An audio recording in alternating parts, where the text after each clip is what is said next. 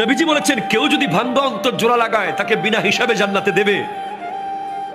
তাহলে কেউ যদি জোড়া অন্তর ভেঙে দেয় সে তো বিনা হিসাবে জাহান্নামে যাবে। সেজন্য আমি ভাবছি আমি কখনো আমার নিজের অজান্তে কারো মন ভাঙলাম কিনা, এই ভয়টা আমি পাচ্ছি।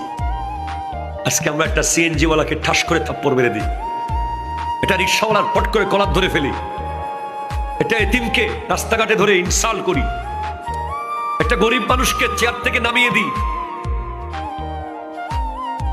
একটা ফকিরকে অপমান করি, অপদস্থ করে কথা বলি, কোরবানির দিন গোশতের টুকরো একটু বেশি দিতে হবে বলে দরজা বন্ধ করে দিই।